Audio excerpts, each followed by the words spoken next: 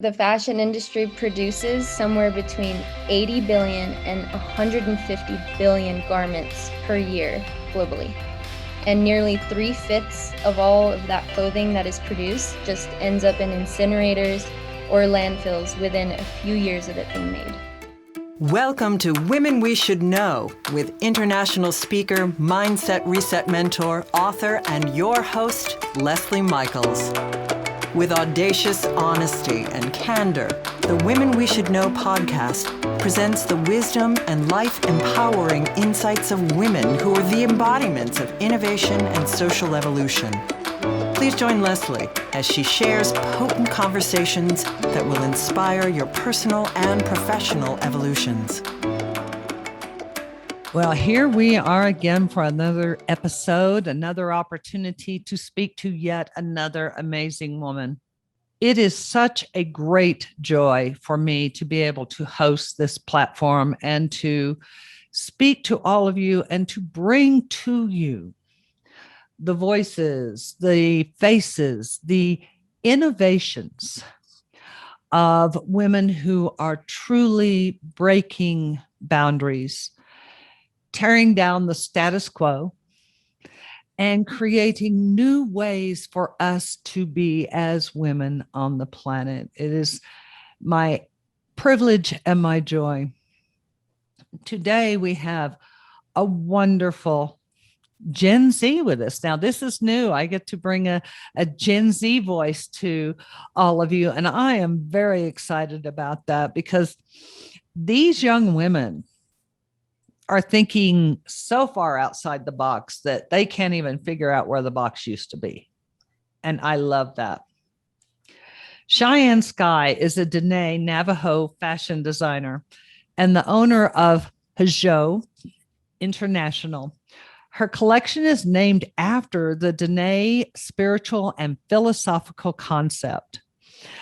Hajo, which roughly translates into peace, balance, harmony, and beauty.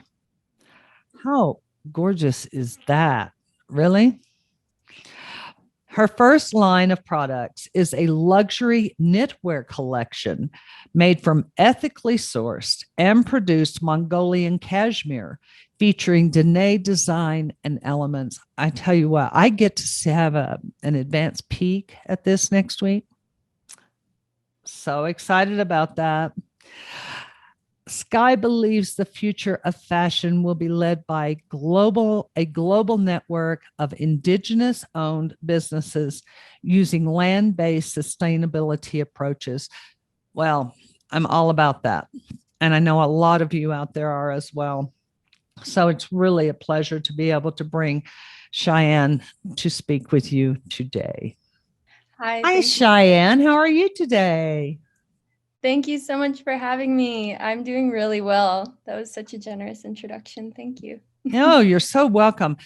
My mind has been reeling since we spoke about you coming on the platform. I am really excited to hear about so many of the aspects of how you are bringing your business to life in a way that is completely new and completely different. But I have a little tradition first.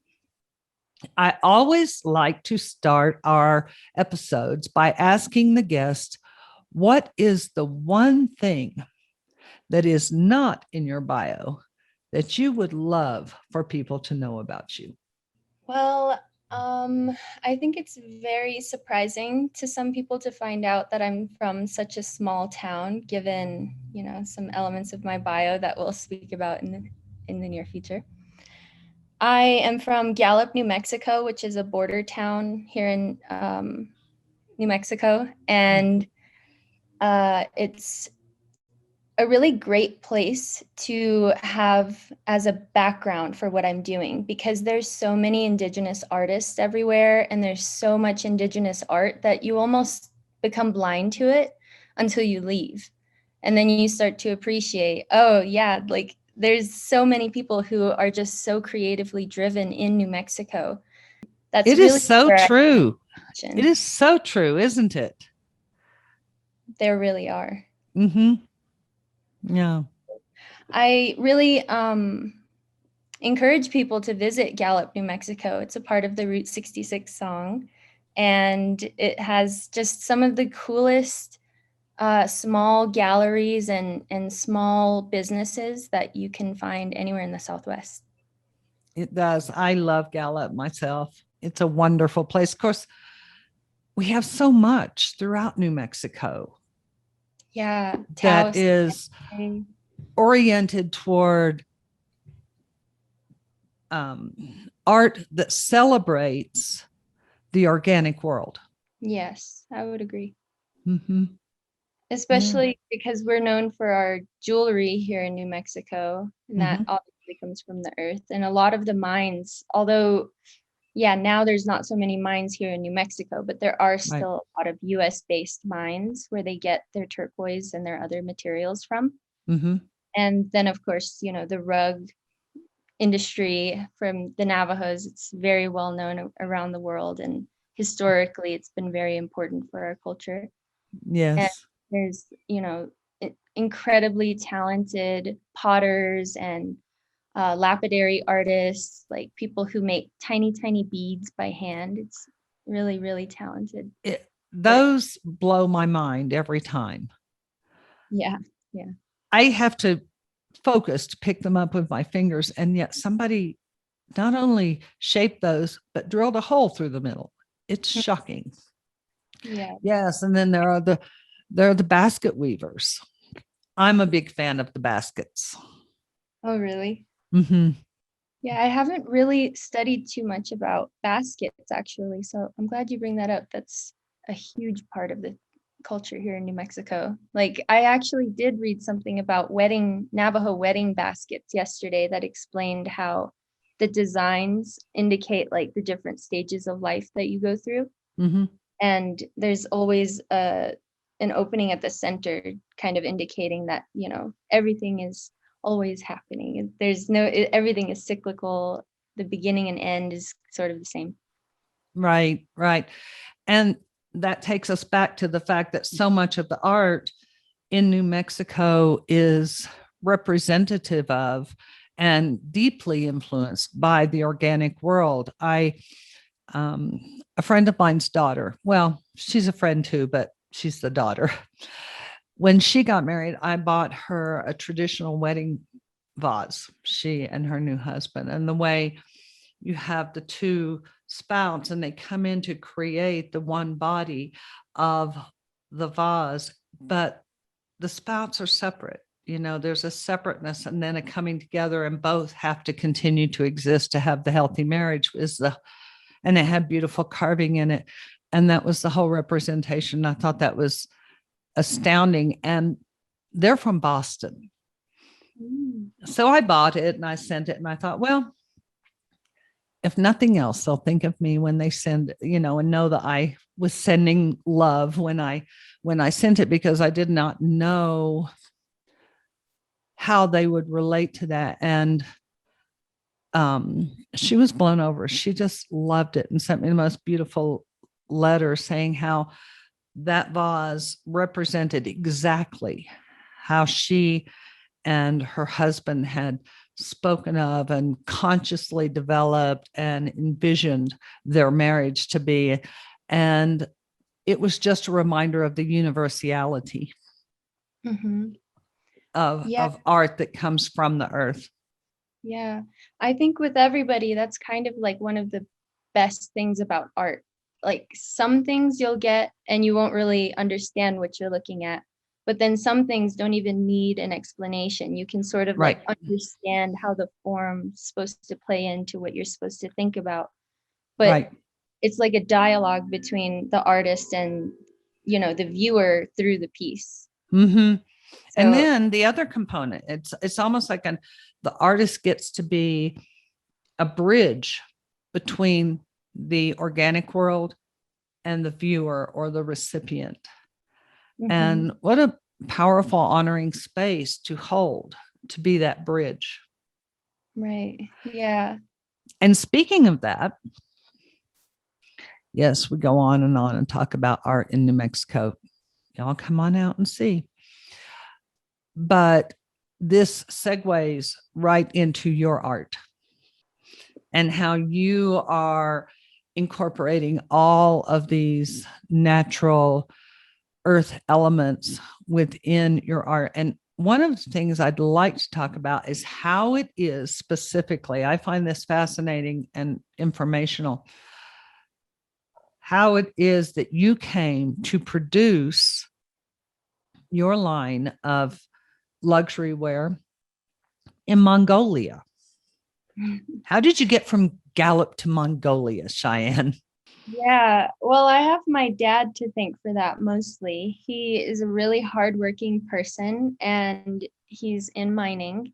And one day when we were living in Gallup, he just, decided to apply for a job overseas. And that's taken us to Indonesia, Colombia, Zambia, Africa, Alabama for a little while, and also Mongolia. So out of all of those places, I spent the most time in Mongolia. I lived there on and off for 5 years total between 2010 and 2020, basically, Mm-hmm. since the pandemic started. And I really got to know people there quite deeply, and I felt a very deep cultural connection. Their culture is very similar to the Navajo culture in a lot of surprising ways. Really? How so? Well, there's a lot of visual similarities between the way that the people look. So my mom was always mistaken as a Mongolian, and they would just start speaking Mongolian to her, and she's like, I don't know what you're saying. Also, they have what's called in the US, we call it a yurt, but over there they call it a ger. And that's where they live. And it looks exactly like a hogan, almost Ah, except theirs is made out of felt and they can transport it because they're nomadic. So right. historically, Navajos were also nomadic, and we traveled with our flock around the pastures and around our homelands. And that's exactly what the Mongolians still do to this day. Oh, that is, I knew they were nomadic, but I really enjoy hearing the connectivity. And it speaks to what so many have always said, what I've always believed, that we're far more similar than we are different. If we could just be still for a minute and notice that. Yeah, But yeah. back to your story of how you created your fashion line in Mongolia and why specifically you chose that. So to back up a little bit, I've always worked in fashion and marketing. I love luxury. I've worked with luxury rugs and jewelry. And I just knew that I've always wanted to own my own business. So I was working at a large conglomerate in Mongolia and I wasn't very fulfilled. It was just a lot of, like corporate work, and it wasn't as creative as I would have liked. So I went back to school and got my master's in management from Harvard. And while I was there, I really honed in on my strengths, really, which I know about, the cashmere industry. And there's honestly nothing more luxury than cashmere. And a lot of people couldn't, from my perspective, weren't doing the story justice from an indigenous perspective.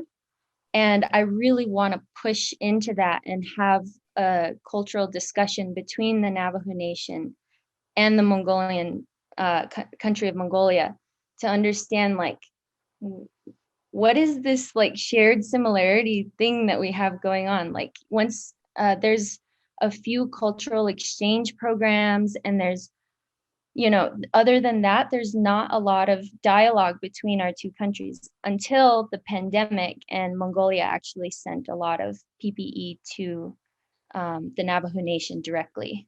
So, Really? yeah, it That was is the first lovely. direct flight from Mongolia to the Navajo Nation, or to America, really, and it was on the Navajo Nation. That is fascinating. So clearly, like, both places are very aware of their like cultural connection to one another. We call each other like relatives from across the sea. If you look it up, there's like stories of Mongolian people just like really excited to meet Navajo people once they come to America. So I want to highlight that. And as you said, highlight all of the similarities between many other cultures and some that I've even had the pleasure of visiting myself. Wonderful. Now, there's also, I know from our conversation earlier, there's also an element of ethic. Right. Because you were speaking about the issue of child labor. Could you speak to that for our audience? Enlighten us all. Yeah. So I have a few statistics written down actually. So according to Fashion Revolution, the garment industry is historically one of the most female dominated industries in the world. Somewhere between 70 to 90% of the world's garment workers are women, which you know that in the back of your head, but then you start to think of okay, what does that really mean when I have a $3 H&M t-shirt in my hands? Right. And that's where it becomes really important to choose your sources correctly, because there's a lot of greenwashing that companies do. But could you explain that for the audience? What is greenwashing? Greenwashing is when a company, you can make a graph look however you want it to. You can make some statistics up that make you sound great. So basically, greenwashing is when companies take the corporate advantages of sustainability without taking any of the real world action that's required. And the dissonance between that isn't always intentional, I would say, but it needs to be we need to work together and all have a mentality of this is very urgent and we need to all come together and be honest about what's happening. I've decided over the last, I've observed and come to the conclusion from my observation that as we are coming out of the pandemic, during the pandemic, resilience was the theme, being able to be resilient.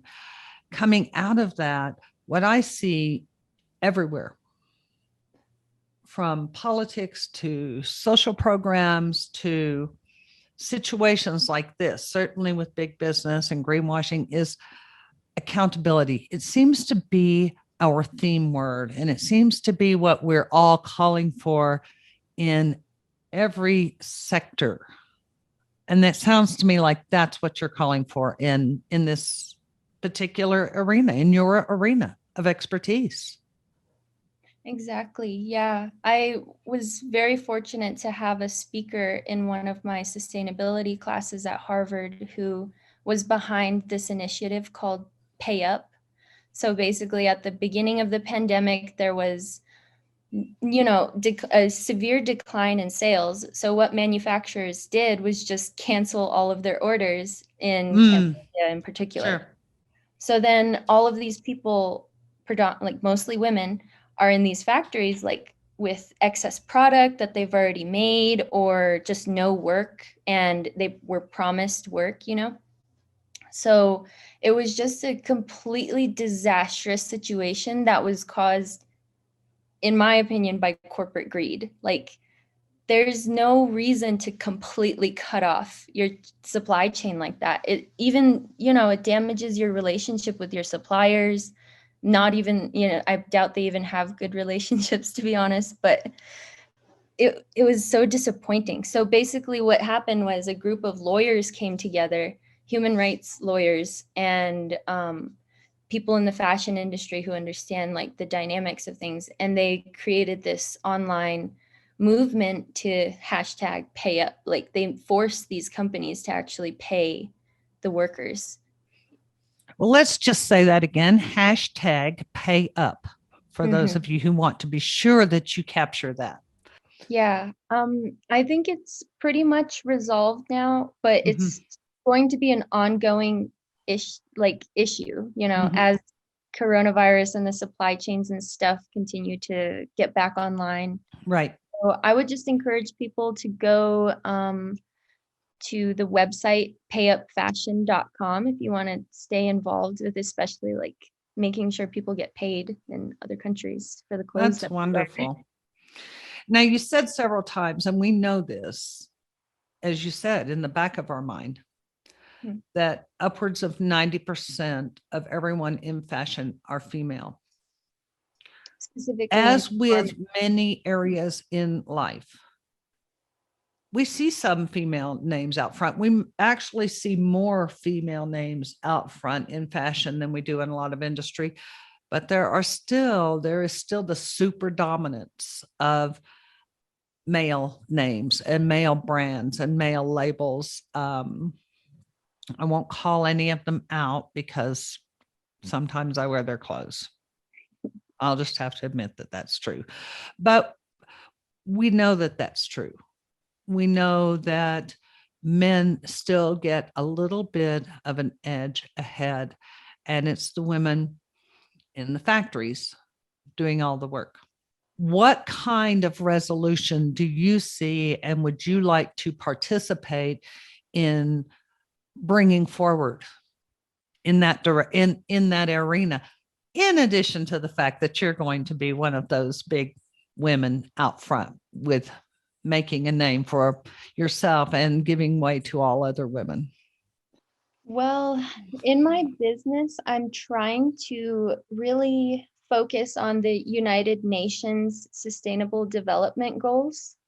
I think I was introduced to the concept in my master's degree program, but it makes complete sense. So the UN basically has a plan that they want to achieve by 2030, and it's to alleviate different, elements of poverty and, all the Right. bad pollution, things that are going on in the world that need a big cohesive action. And they have all of the goals outlined, and then you kind of like understand where your business can fit into this. And mine, for example, I'm focusing on the sustainable development goal number 5, which is gender equality and empowering all women and girls. Number 8, which is to promote sustained, inclusive, and sustainable economic growth and full and productive employment and decent work for all. And number 12, which is to ensure sustainable consumption and production patterns. So, if I just focus on these goals, I feel that I'm doing my part to get us all into the place that we, want to be at least by 2030. Absolutely. And, I really love the way you frame that. I speak to women all the time who say, well, the problems are so big. What can I do? And I find myself saying again and again and again, find your lane. Find your lane and do your part. Don't worry about everybody else's lane. Just find your lane. And it really sounds like you have found your lane, you have focused in on it, and you're rolling. Thank you. Yeah, I was surprised that I am even allowed to be a fashion designer. This is amazing. You allowed yourself to be a fashion designer. I think that's the biggest part. Just getting That's the biggest part is women have to start. As women, we must all. I do it. I found myself doing it yesterday. We must learn to move out of that old patterning that is so ancient that it's in our DNA and stop asking permission. Yeah. And clearly, you did not ask permission. You just went out there and did it. So congratulations. I would like you to speak to the issues of child labor in respect to fashion and how that informed you to a degree in terms of working with the Mongolians. So, in particular with cashmere, there's a lot of issues with, child labor, as well as just labor exploitation in general, if not, nearing on slave labor going on in this industry, because a lot of the fibers are produced in disputed territories or territories with a lot of like authoritarian government control, namely in China and in Kashmir. So a lot of times, like for kids, for example, they don't have a lot of resources to speak up and speak out about the things that are happening to them. A lot of employee or managers might just retaliate against the young employees if they don't want to work, but they don't have any other options because they can't maybe afford to go to school, or they need to provide for their family, or they just, that's exactly, they can have a job, so they should They have a have to eat. working. That's the bottom line. Humans must Exactly. eat in order Yeah. to sustain life. Yeah, I think the situation in a lot of the uh, countries overseas is very specific to those places. So I can't speak too broadly, but I just know that like everyone deserves decent work. They deserve to feel safe in their working environment, and they deserve to not be belittled. And especially if they're a child, they need very strong protections against any sort of abuse. So I just decided to remove myself from, any murkiness. I wasn't going to be like confused about like, okay, is this really like a good factory to work with? Or, I had to go straight to where I know I've toured this factory and I've seen it for myself. They're a good factory that cares about their employees, and they provide a lot of support for like young mothers and people who, yeah, just, are just trying to make a living. That's wonderful. So that means that when people participate in your brand, they are also participating in supporting young mothers. They are participating in helping support healthy work environments. They are participating in child protection within whatever work environment that they find it necessary to be in order to help sustain the family.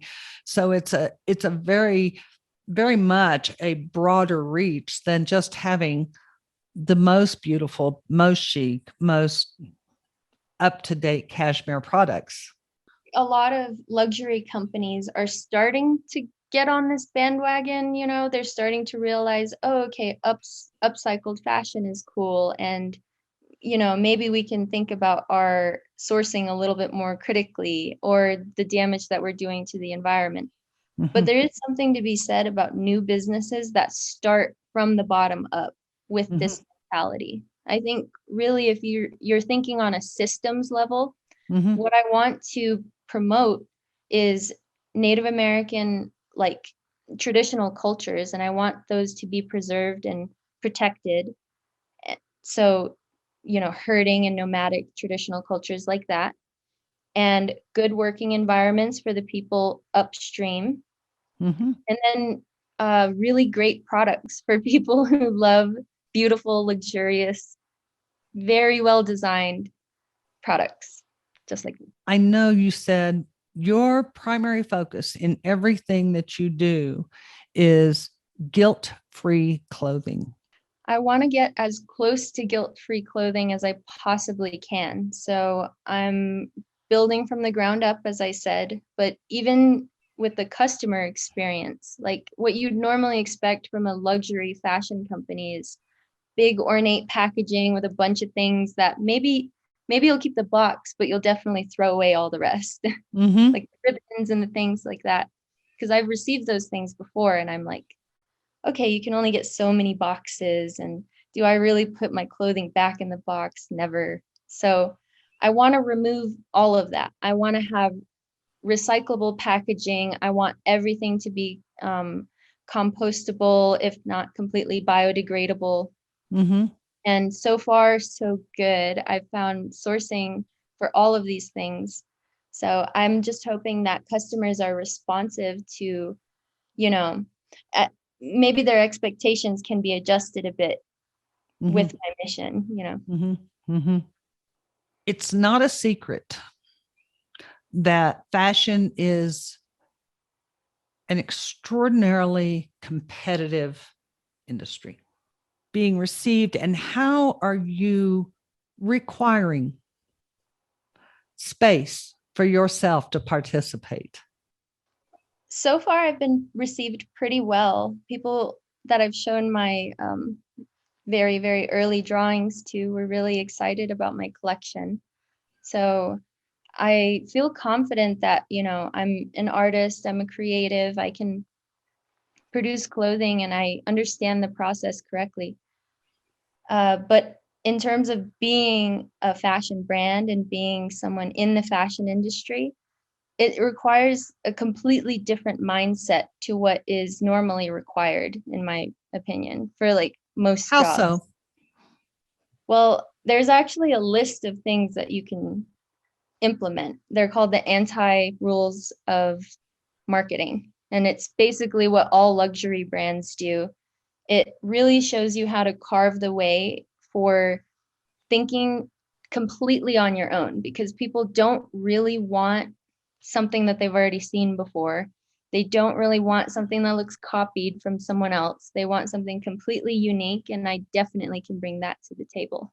So Wonderful. if I just confidently go about my luxurious, strategy, then I'm doing pretty well. That's great. That's great. I really am in awe of the confidence that the young women of your generation have that the women of my generation took decades to cultivate.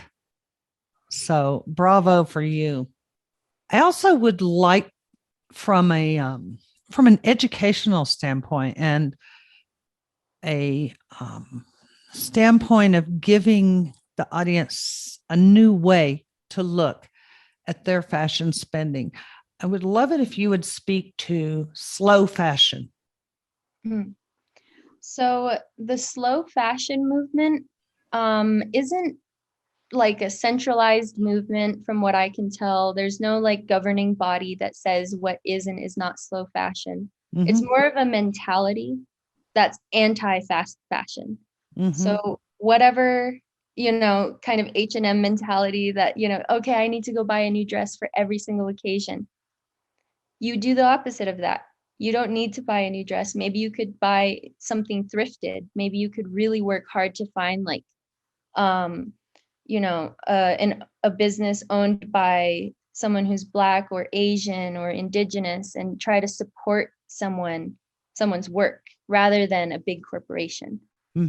As well as the pre-sale sort of mentality. So a lot of brands are starting to do really long pre-sales where they start, basically when the product is first either requested by their fans or produced and then or prototyped, and then they start selling pre-sales so that they know exactly how much to make, and then they maybe make a little bit over that, and that's a much more sustainable way of producing fashion than saying, okay, well, I'm going to choose the cheapest option and just hope that the minimum order quantity that they're telling me, I'm going to be able to sell that, and if I can't, then I'll just donate it all. And I've seen that happen, and it's not, I don't think that's very slow fashion.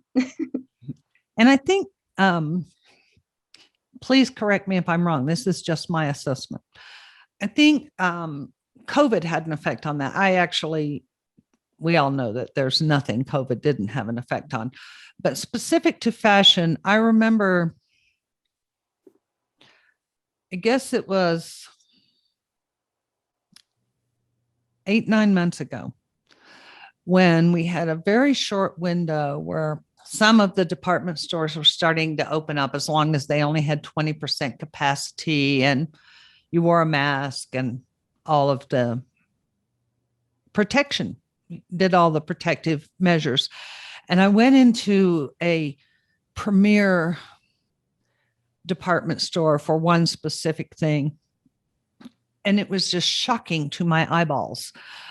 All of the prom and wedding and sequined long gowns that, okay, we're way past graduation time. We're way past prom time. We're way past June weddings.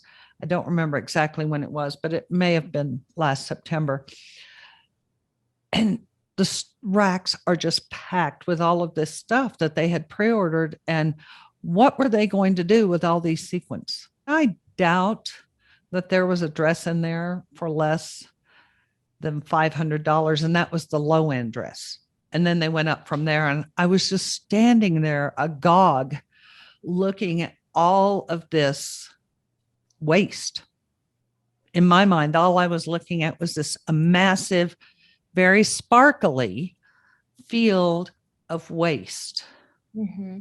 And in terms of what you are already starting to see within the industry based on the impact of the pandemic, what changes can we as consumers anticipate?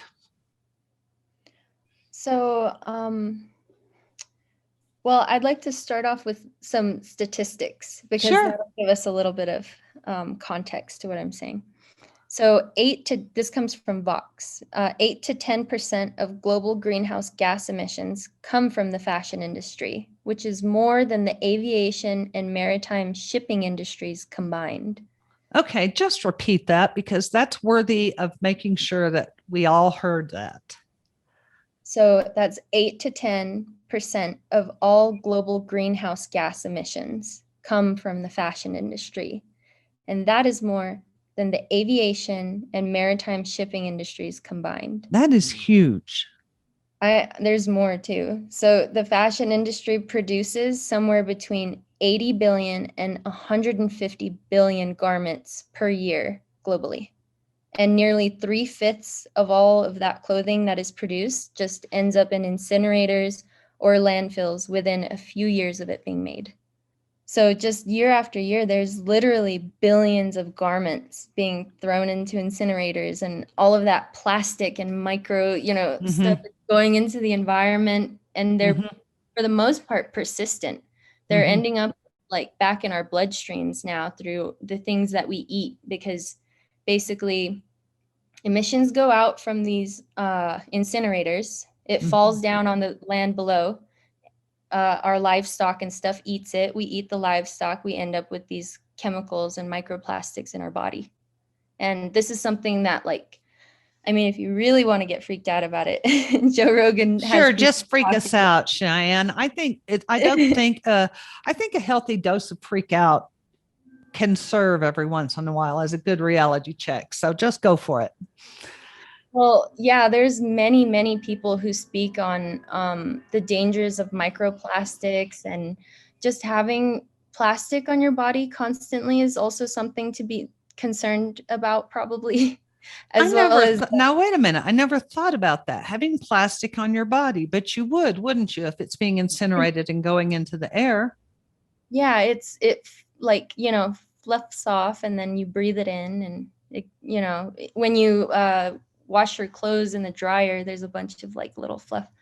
That's if you really want to be very, very cautious about it. But I think one of the most immediate things you can do is probably cut out dry cleaning with chemicals, because those are known to be somewhat carcinogenic.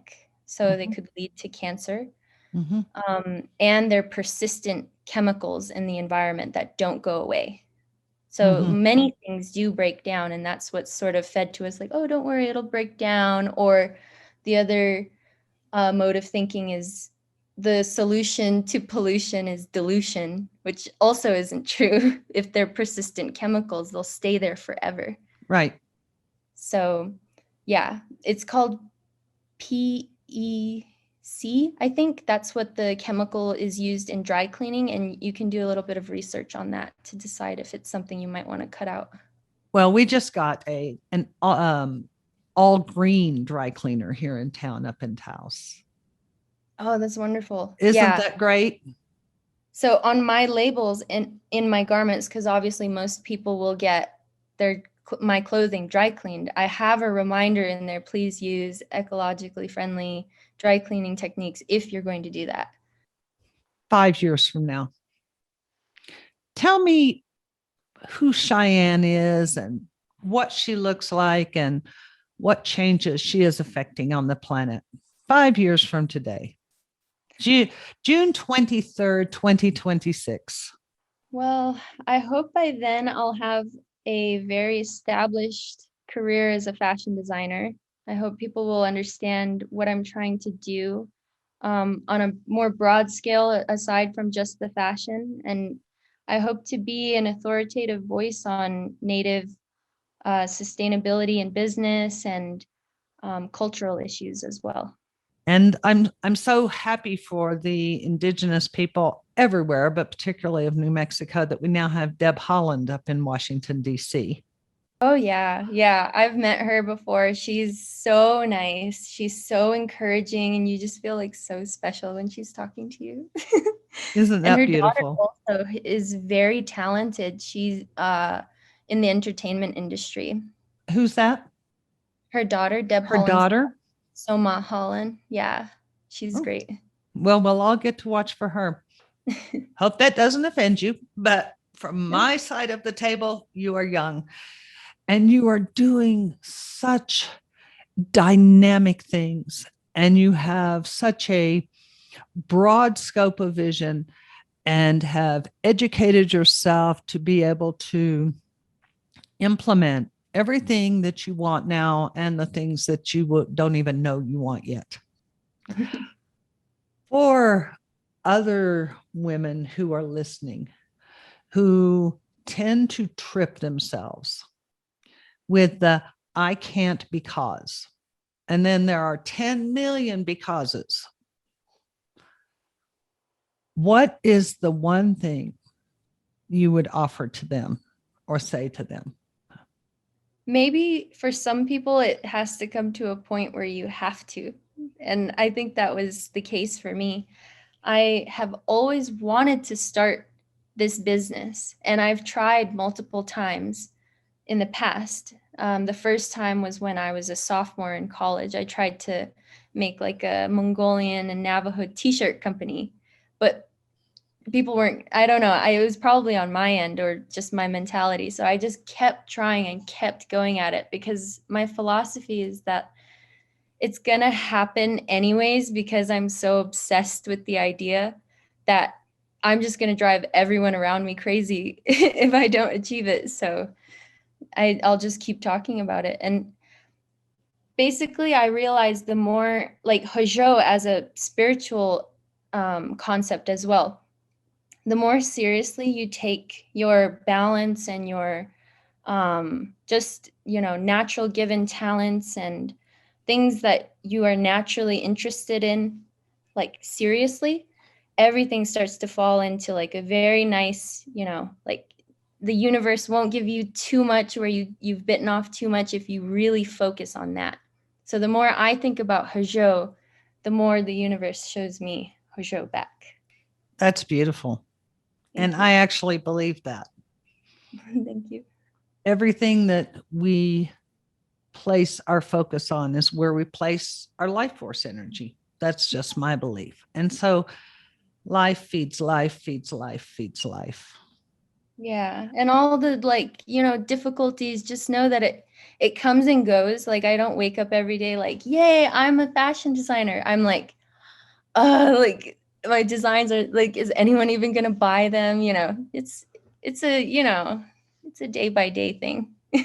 That's right. That's right.